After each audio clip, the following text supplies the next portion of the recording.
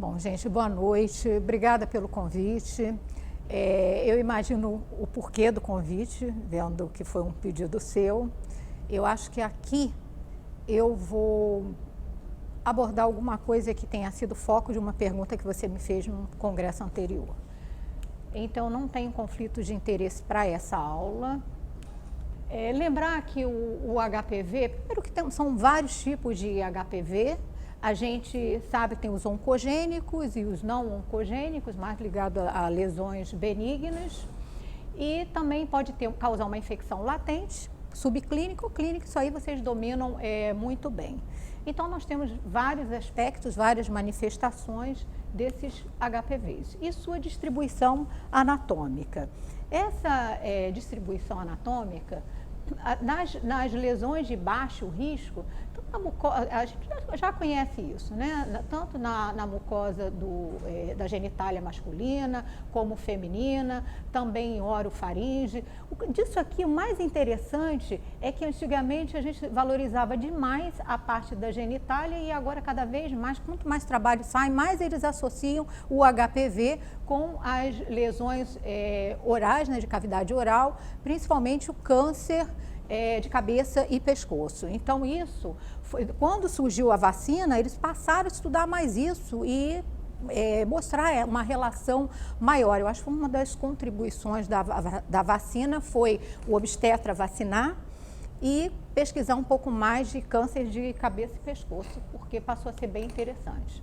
Essa pirâmide da carga da doença em homens e mulheres, isso para a gente é muito assim comum. A gente sabe que a base da pirâmide, verruga genital, depois vem o câncer de colo, enfim. Mas isso quando surgiu o HPV, a vacina do HPV em 2006, coincidiu com um trabalho, uma parceria que a gente teve com a Unesco de treinamento de DST aqui no estado do Rio. Então foram 2 polos de treinamento, um que foi no Hospital São Francisco, para o Rio, né, e região adjacente, né, a Baixada Fluminense, e um outro que foi em Niterói, que fez o restante do treinamento. Eu coordenei esse centro de Niterói. Então, foi uma época que a gente viveu muito o HPV, a experiência clínica do HPV. E aí, essa pirâmide, para mim, ela sempre teve uma conotação, como minha vida é toda de saúde pública, que eu pensava assim, poxa, essa vacina, a vacina que deve entrar em saúde pública, não pode deixar de contemplar a verruga genital. Primeiro que verruga genital tem uma prevalência muito alta, tem um impacto psicológico muito grande nas pessoas, só quem trabalha com isso é que vê o impacto que isso tem em mutilações, até na hora do tratamento, o pudor das pessoas. É uma coisa assim, uma vivência que para mim só me enriqueceu ter participado desse projeto. Não durou muito tempo porque o financiamento acabou, durou no máximo 1 ano e meio, no final a gente acabou sobrevivendo às custas de incentivo que a gente conseguiu de patrocínio por fora. Então, quando a gente fala em HPV e vê essa pirâmide, quando a gente pensa em saúde pública, a gente tem que pensar em custo e benefício. Quando a gente pensa em HPV, pensa muito em câncer de colo, logicamente por causa do peso, né, da doença. Mas, em compensação, a gente tem que pensar na verruga genital como custo para a saúde pública. Então, quando a gente trabalha com custo-efetividade, você tem que trabalhar também, não só pensando no câncer, mas no que você investe de tratamento aqui, nas subnotificações, que a gente tem tratamento, mas não tem notificação. Então, essa carga de doença e de custo para o serviço de saúde pública, ele é muito alto e não pode ser desprezada.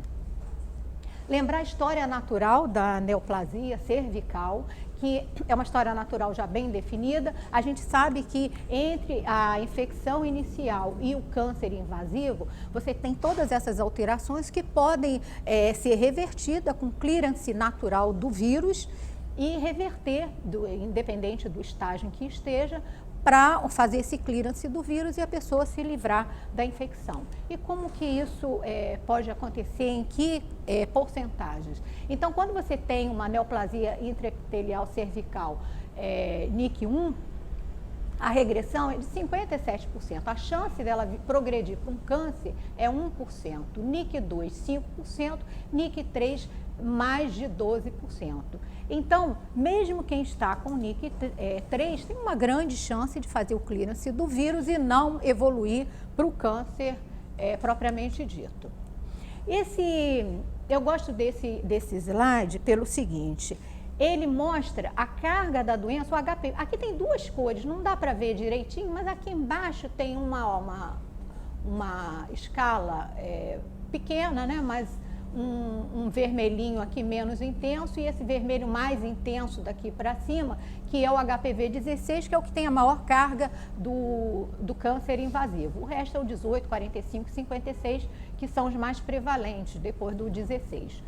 Agora, tem uma coisa interessante, a gente está vendo aqui a participação desses tipos de HPV nas lesões tipo NIC1, NIC2, NIC3 e o câncer invasivo. Lógico que o 16 é o grande campeão das lesões mais invasivas. Só que tem um detalhezinho que eu gosto muito de chamar a atenção. HPV 6 e 11, tem residente aí, mas sabe, né? Os 6 e 11 são os tipos ligados às verrugas genitais. E esses outros aqui, ligados ao câncer de cólon. Só que tem um detalhe, 6 e 11, a gente pensa em verruga genital, mas só que eles são responsáveis por mais ou menos 25% dos NIC1 e um pouquinho de NIC2. Então, 6 e 11 não é somente verruga genital, também tem um pouco de NIC1 e um pouquinho de nada de NIC2. O HPV 16, ele tem uma capacidade de lesar mais, de ser mais severo e evoluir para o câncer do que o 18. E a discrepância ela é bem grande. Então, o 16 é o mais prevalente e o mais invasivo em termos de neoplasia. Vacinas HPV. Então, o que nós temos na atualidade em relação a isso?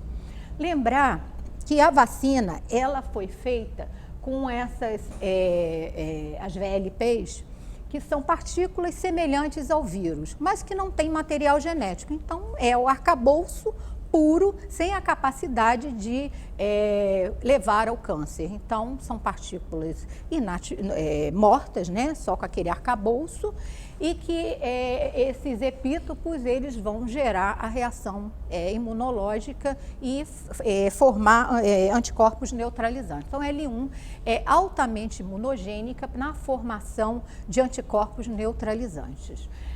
Por si só, essas VLPs, sem o adjuvante, elas já são altamente imunogênicas, elas já dão títulos de anticorpos altos. E com a associação desses adjuvantes, potencializa muito o efeito imunológico dessas vacinas.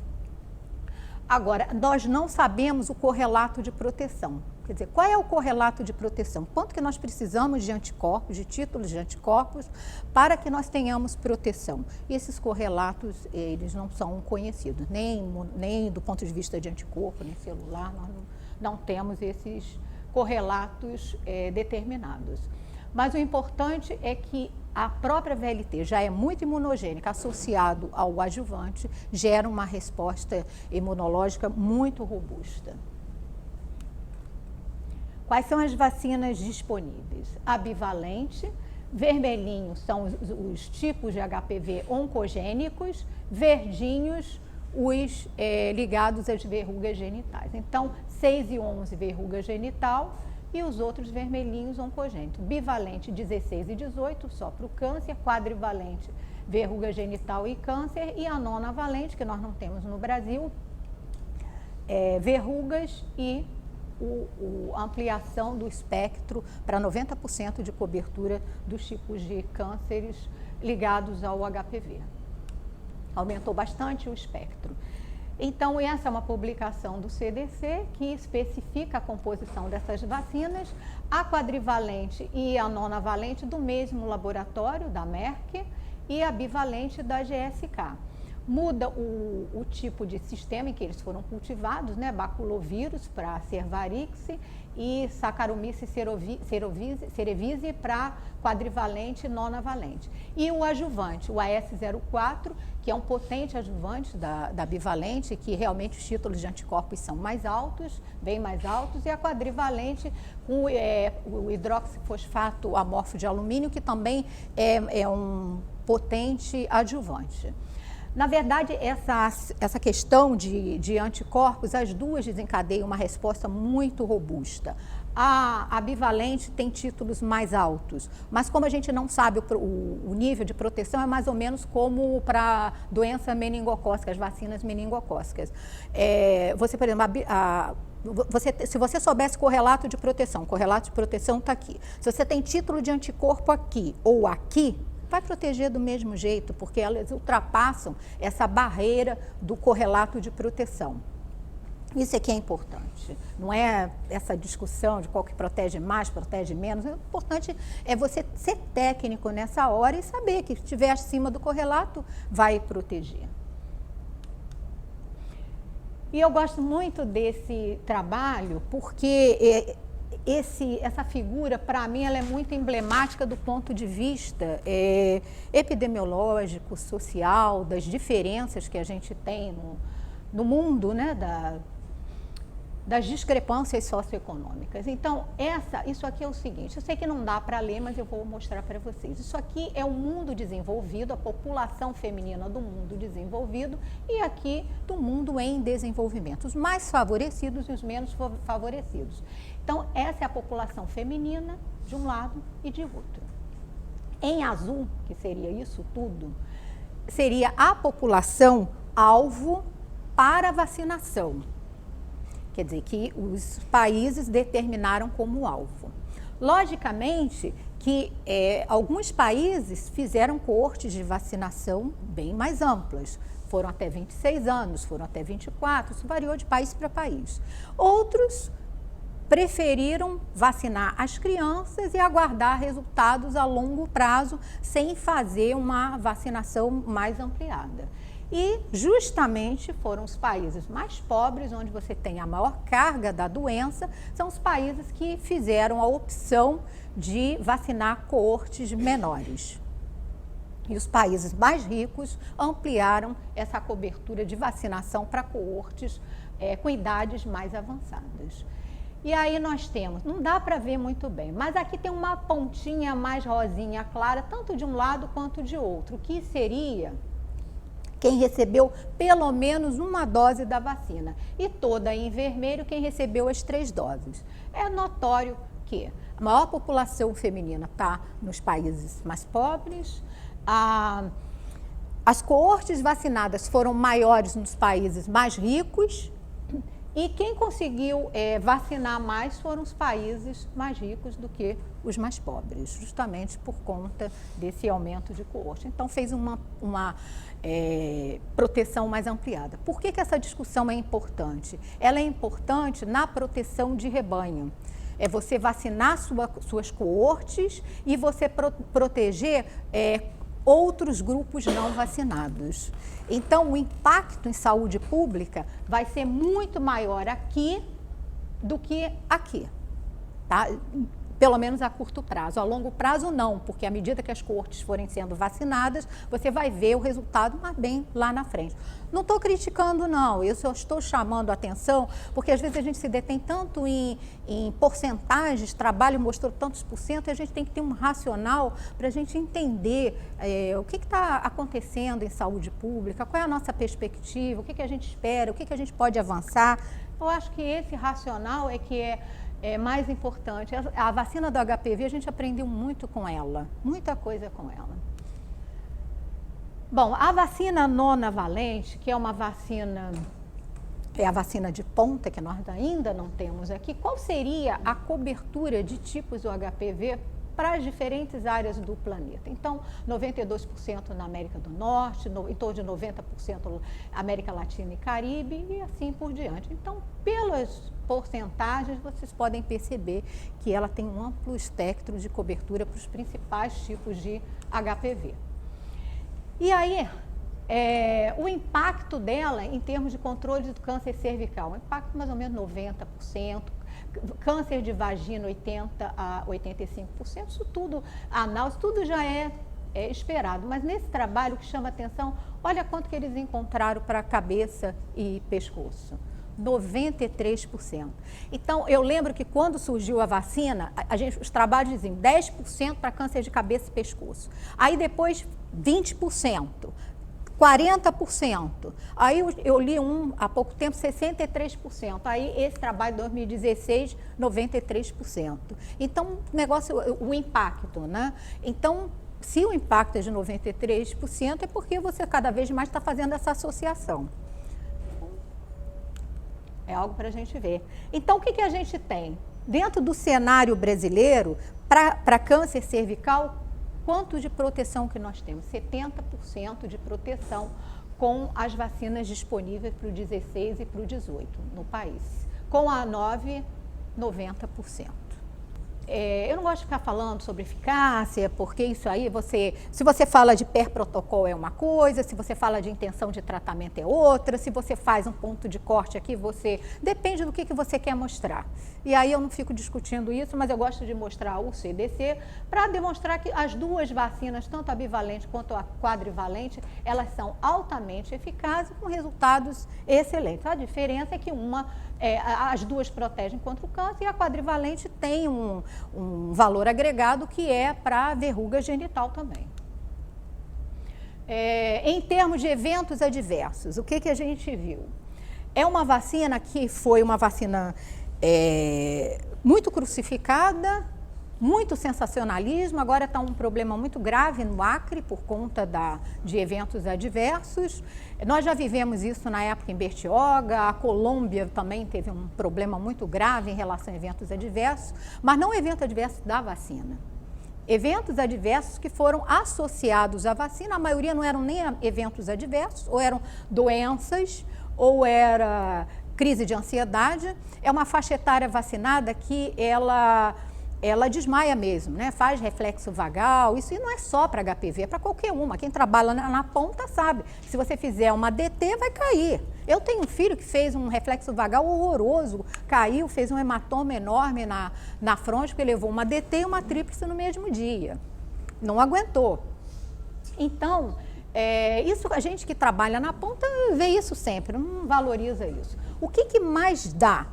Realmente dá os desmaios por crise de ansiedade, principalmente quando você faz em grupos, porque a autossugestão entre adolescentes é uma coisa fantástica. Dor que dói, eu tomei a vacina, ela dói muito, e dor de cabeça, cefaleia. Então, é o que a gente vê mesmo na prática. Alguns eventos neurológicos foram associados, Guillain-Barré, só um país que demonstrou um aumento mais pequeno, 1,3, mas na verdade isso, em milhões de doses aplicadas, isso não ficou definido, muito pelo contrário, provou-se que não tem nexo causal. Você pode ter uma associação temporal, mas não nexo causal. E aí os resultados a longo prazo. Eu acho que a gente já tem tantos anos, já tem estudos aí, 2016, 10 anos de estudo com a vacina, né? Então, o que a gente consegue ver?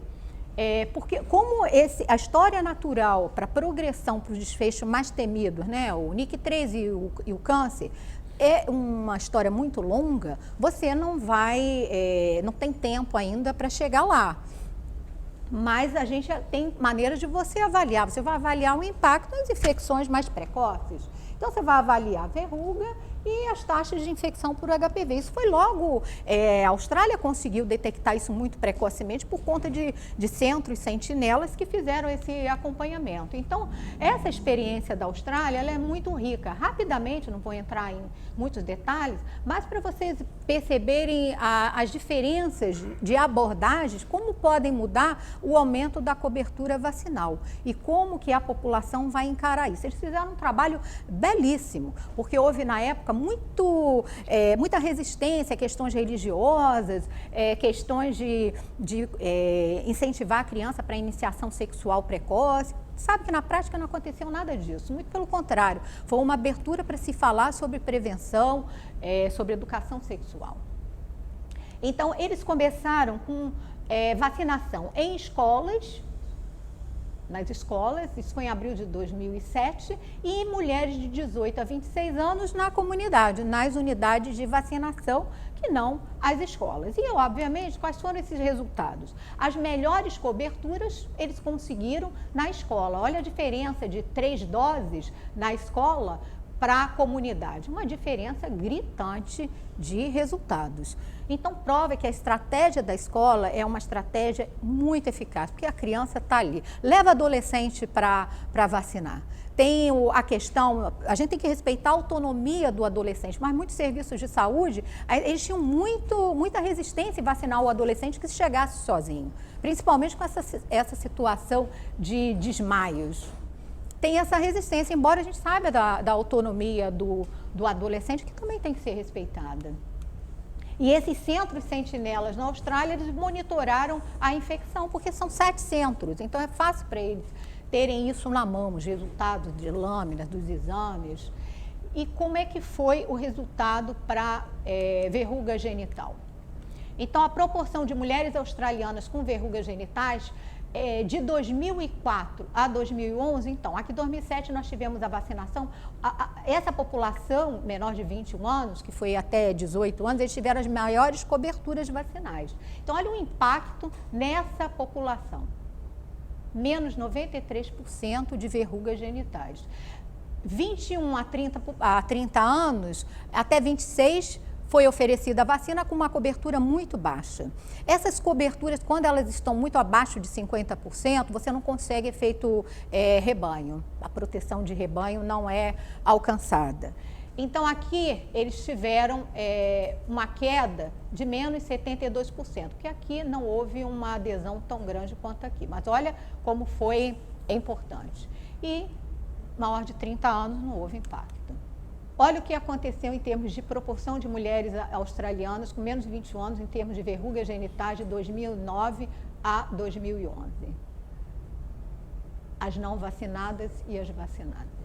Lembrar que naquele momento os homens não foram vacinados, só as mulheres. Então, qual foi o impacto da proteção de rebanho em relação aos homens? Então, os menores de 21 anos, que se relacionavam mais com aquela faixa etária que teve uma vacina com uma cobertura maior, o impacto foi de menos 82% de verrugas genitais.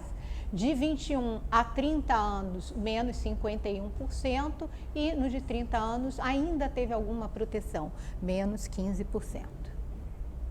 Então, isso é a proteção de rebanho. E a incidência de papilomatose, em 2016, saiu de 0,32 para 0,04 em 2016, sendo que desses 15 casos que eles tiveram, todos em mulheres não vacinadas, nenhum caso em mulher vacinada. Então, isso é um grande resultado.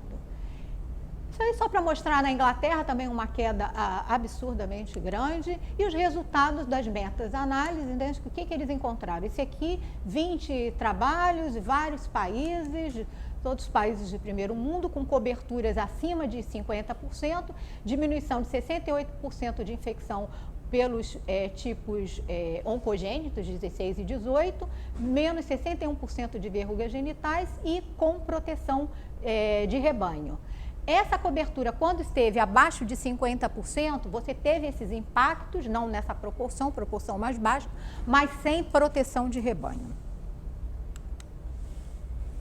E esse mais recente, 2019, ele fala exatamente isso, que em 60 milhões de indivíduos que eles avaliaram nesses trabalhos, eles viram um impacto importante, inclusive para NIC2 e verrugas genitais, para toda essa população vacinada. E os países que conseguiram altas coberturas tiveram uma proteção de rebanho bem importante. Então, tudo que está aqui à esquerda, olhem aqui, os tipos de...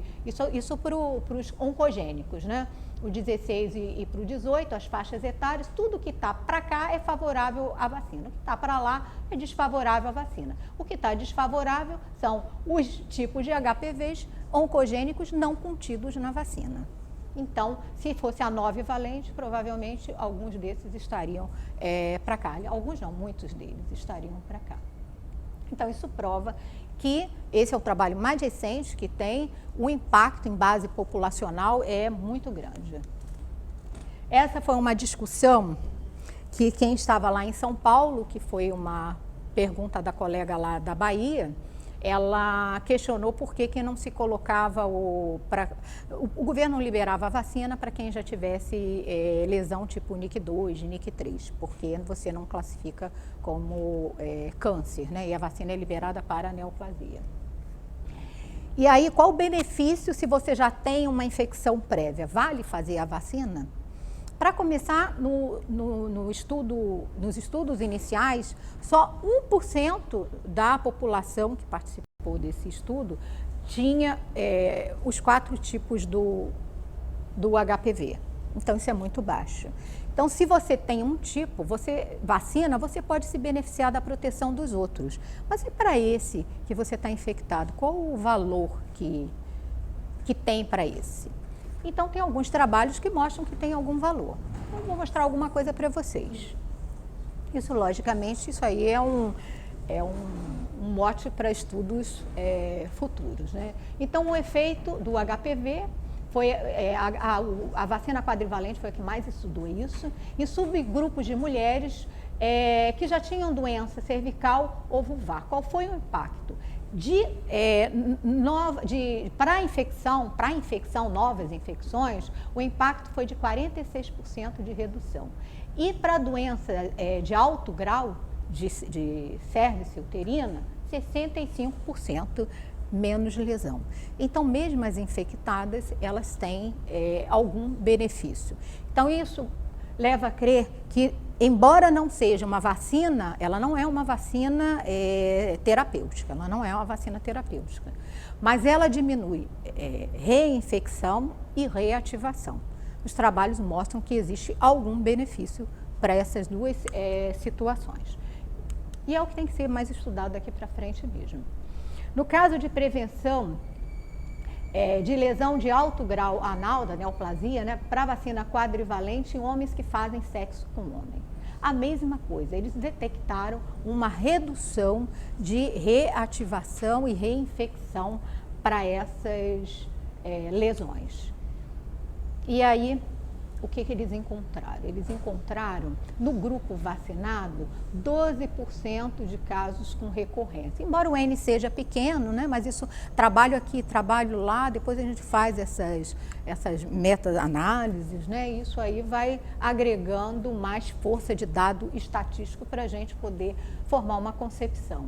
E em quem não foi vacinado, 30,7% de lesões recorrentes. Então, a gente também vê aqui algum grau de proteção, embora um trabalho ainda pequeno.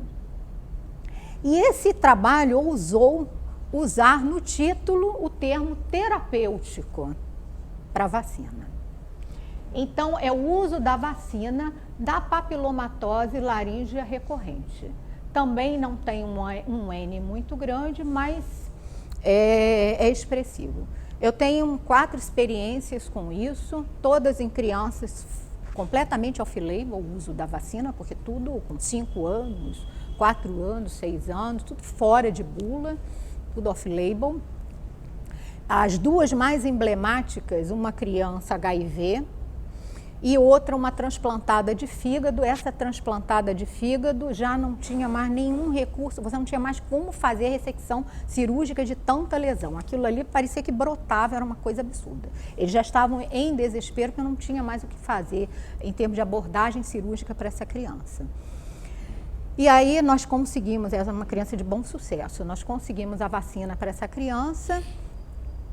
Também fizeram alguma adequação lá de dose de droga imunossupressora, né, por conta da rejeição do fígado. Eu sei que essa criança melhorou assustadoramente, a mesma coisa essa criança HIV. Essa criança HIV, no final, eu explico a situação, mas para o finalzinho. Mas todas responderam muito bem. Tive uma boa experiência com o uso na papilomatose laríngea. Então, o que tudo para cá, para a esquerda, favorável à vacina. Então, houve uma redução de verruga, de papilomatose laríngea nessas crianças que utilizaram a vacina concomitantemente.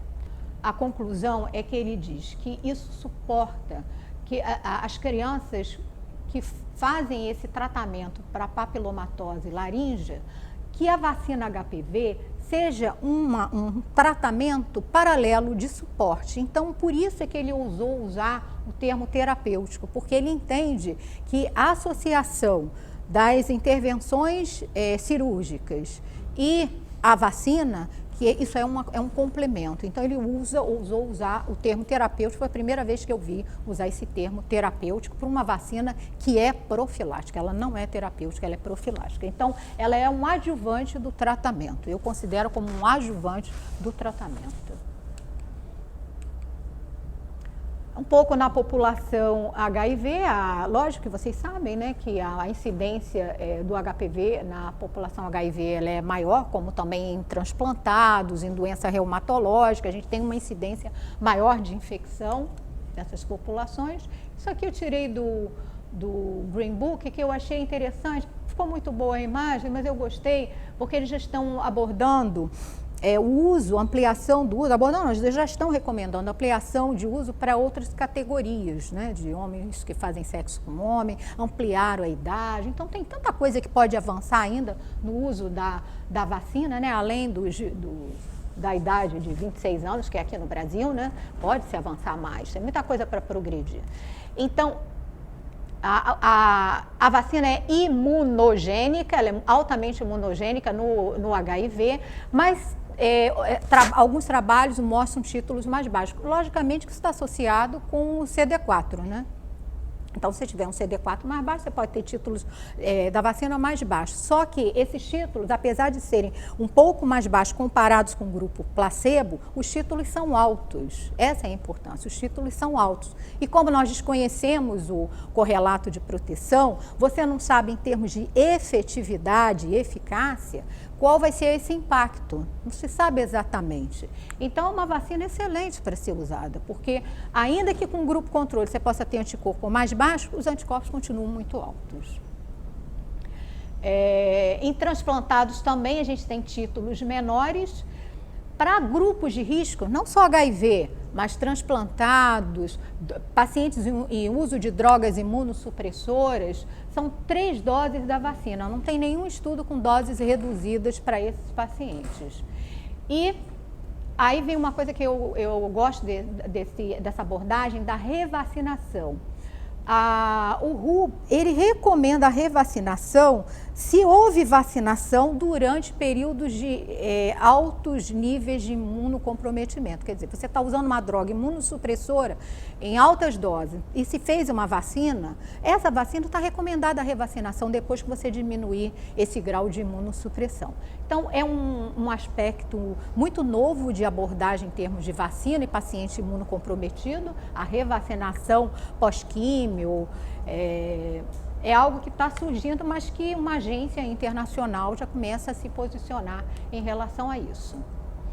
Lembrar que no CRI, a vacina HPV, ela está indicada a pessoas vivendo com AIDS, HIV/AIDS, transplantados de órgãos sólidos, células tronco-hematopoéticas e portadores de neoplasias. Nas 3 doses, 0, 2 e 6 meses, mas ainda com um limitador de idade de 26 anos. Lembrar a questão de 2 doses para adolescentes menores de 15 anos. Isso tem vários estudos, alguns implicam assim, algum prejuízo para alguns tipos de HPV em termos de sorológicos, mas a gente também não sabe o quanto isso vai ter de impacto em termos de desfechos clínicos, se menos anticorpos isso vai comprometer ou não vai. O fato é que, conforme o tempo foi passando, as publicações ficaram mais robustas e ratificando que essas duas doses elas são aceitáveis em menores de 15 anos, desde que com espaço aumentado entre uma dose e outra. Então, todos esses estudos foram baseados em imunogenicidade, logicamente, porque foi feito com adolescentes. Você não pode botar o adolescente, estimular para ter uma vida sexual ativa. Então, você faz estudos ponte, né? Você compara o grupo que foi para desfecho clínico, acima de 15 anos, e você compara em termos de imunogenicidade um grupo com o outro. 2 doses da vacina nesse grupo de menores de 15 anos foi igual a 3 doses no outro grupo até 26 anos. Então, isso, por questões de imunogenicidade, você viu que 2 doses poderiam ser tão eficientes quanto 3 para essa faixa etária que respondeu melhor à vacina. Bom, então, existem vários estudos de imunogenicidade. Esse aqui é avaliando o HPV-16, que é o mais antigo, com a quadrivalente, 3 doses da vacina, olha só a cinética de anticorpos. Com 2 doses, a mesma coisa. Tá?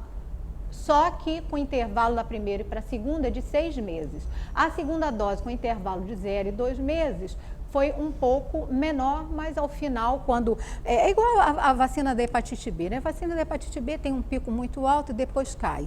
Quem subiu muito e desceu, mas ficou acima do 10, qual a diferença? Provavelmente nenhuma, desde que você tenha atingido o nível acima do estabelecido. E para uma dose, não.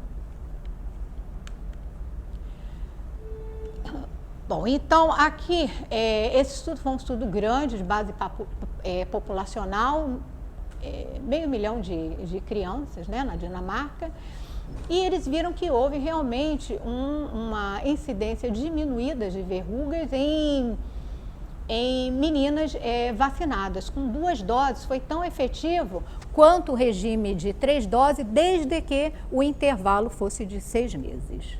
Então, esse intervalo grande, ele é importante. 2 meses teve um resultado bom, mas com 6 meses foi muito melhor. Então, foi adotado em vários países, mais de 85 países atualmente recomendam 2 doses em programas nacionais, usando esse intervalo de 6 meses, que é o chamado um esquema de doses estendido, porque você aumenta esse intervalo. Por último, eu vou colocar um trabalho que saiu agora esse ano, que ele fala sobre esse intervalo e quebra um paradigma, né? Que a gente achava o seguinte, que tem que terminar o esquema em 1 ano, durante 1 ano. Então, tem uma quebra de paradigma, que foi um trabalho que saiu recentemente, que eu vou mostrar ao final. Bom, isso aí também, lembrar que a resposta imune em adolescentes, isso aí eu já falei, comparado aos títulos de anticorpos, é a mesma coisa, isso aí é a mesma coisa do que eu já falei. Isso é o timeline lá da vacina nos Estados Unidos, isso aqui foram as decisões do ACIP e como isso foi recomendado na prática. No 2007 eles começaram com a vacina quadrivalente, 2010 foram as 2 e também não vacinaram, ficaram naquela faixa etária de adolescentes, mas abriram até os 26 anos. Depois, em 2015, entrou a 9, também vacinando meninas, né, para depois vacinar meninos, e a 9 valente entrou em 2015. E atualmente eles usam só a 9 valente. E também um esquema de 2 doses, como a maioria dos países tem feito. Hoje em dia todo mundo faz, porque se parar para pensar, isso vai aumentar a possibilidade de você vacinar outras coortes. Em termos de saúde pública, é a estratégia mais adequada. E quando você aumenta esse tempo de vacinação, é tempo também de você fazer caixa e propiciar um acúmulo de recursos que você possa ampliar essa oferta de vacina. E aí é esse o trabalho que eu queria mostrar para vocês, que longos intervalos entre as 2 doses, E essa magnitude dessa resposta, lógico que é uma análise pós-hoc, né? Mas é importante a gente ter esses resultados. Um mês após a segunda dose, eles vacinaram 2 coortes, uma de 0 a 6, no intervalo, e 31 meninas de 9 a 10 anos, eles vacinaram com a quadrivalente, só que com um intervalo de 3 a 8 anos para a segunda dose. Quer dizer, eles estenderam, isso é uma quebra de paradigma, porque antes a gente acreditava que tinha que ser no primeiro ano de vida. Então a gente já viu que não é bem isso. E eles, o que eles encontraram? Quando eles fizeram a segunda dose, no grupo que fez com 6 meses, houve um aumento dos títulos geométricos de anticorpos de 40 a 81 vezes mais. E no grupo que fez de 3 a 8 anos, foi de 60 a 82%. Desculpa, 60 a 82 vezes mais do que o esperado, né, da base. Isso significa o seguinte, que mesmo com intervalos longos, a primeira dose está valendo. Então, é uma quebra de paradigmas e quebra de paradigma para essa vacina, porque para as outras vacinas a gente sempre soube que vacina aplicada é vacina contada, você não despreza isso. E aí, eles ratificaram com esse trabalho essa concepção. Lembrar que tanto a Sociedade Brasileira de Imunizações quanto a Sociedade Brasileira de Pediatria recomendam atualmente 2 doses da vacina para adolescentes abaixo de 9 a 14 anos. Houve, tanto a SBIM quanto a SBP foram bem cautelosas em aderir a essas 2 doses, porque o objetivo da SBIM e da SBP é proteção individual, diferente do governo, que é proteção coletiva e custo e benefício. Então, houve até uma certa pressão para que a gente votasse a favor, né? Já que vários países estavam recomendando, e aí realmente os trabalhos foram robustos e mostram que realmente vale a pena.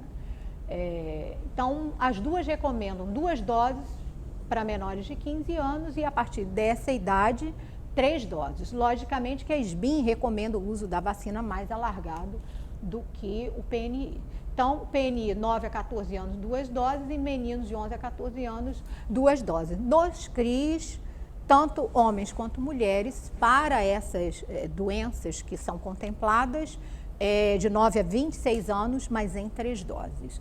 Todo paciente que tem recomendação por doença de base tem que fazer com 3 doses, porque você não tem estudos nessa população suficientes para você preconizar isso. E aí, para fechar, meu último slide, isso aí o Japão viveu uma situação que o governo suspendeu o programa de vacinação, fizeram uma intervenção com os profissionais para ver o que eles pensavam e tudo, e depois eles acabaram voltando. Mas o que eu achei interessante nesse trabalho é o seguinte, qual era a percepção desses ginecologistas e obstetras em relação à conduta deles em relação às filhas. O que eles faziam? Antes da intervenção, 0% recomendava a vacinação. Quer dizer, mesmo quando houve a vacina ficou desacreditada e tudo, nem os profissionais, eles estavam seguros quanto à vacinação. E depois que voltou e tudo, o que aconteceu? 16,1% passou a recomendar a vacina para suas filhas adolescentes. Ou seja, muito que trabalhar nas equipes de saúde. Então, eu acho que a HPV é uma das vacinas assim, que muito nos ensinou. Por outro lado, muito evoluímos por conta dessa vacina, porque a vacinação antes do HPV era de vocês infectologistas, que são os recordistas do CRI de encaminhamento, e o pediatra. Porque obstetra, todo mundo sabe que obstetra do privado não passava nem antitetânica, não prescrevia vacinação antitetânica. Então, é só o pessoal do público que fazia. E aí, esse trabalho de formiguinha, que foi feito pelos laboratórios, né, pelas sociedades que depois foram trabalhando, um trabalho conjunto de todos, né, melhorou muito essa visão, essa percepção. Então, hoje eu posso dizer para vocês que eu acredito, não tem trabalho, mas eu acredito que a nossa percepção dos profissionais de ginecologistas e obstetras estão bem diferente, a percepção é bem diferente desse cenário que foi visto no Japão. Mas, de qualquer maneira, todos nós profissionais de saúde precisamos trabalhar para melhorar essas coberturas. A cobertura da vacina está muito baixa, 50% para homens, 20%, 30%, muito baixa. Então, a gente tem que trabalhar para melhorar as coberturas vacinais, não só de HPV, como de tudo. Sarampo está bombando, sarampo aí para todo mundo já viu alguma fotografia de algum caso de sarampo. Hoje eu recebi um relato de uma criança lá, um adulto jovem de Niterói com sarampo. Hoje isso vem acontecendo esporadicamente, você vai recebendo casos, e muitos não vacinados, né, com a tríplice viral. Então, a mensagem final é a seguinte: vamos vacinar, todos nós temos essa responsabilidade de melhorar a cobertura. E vamos continuar trocando informações. Vocês da Infecto são muito importantes para a imunização, são disseminadores de informação, têm interface com várias especialidades, conseguem circular por vários meandros de outras especialidades, se vocês puderem colaborar com a gente. Tá? Eu convido vocês aí para a Jornada Nacional de Imunizações do ano que vem, que vai ocorrer em São Paulo. Obrigada.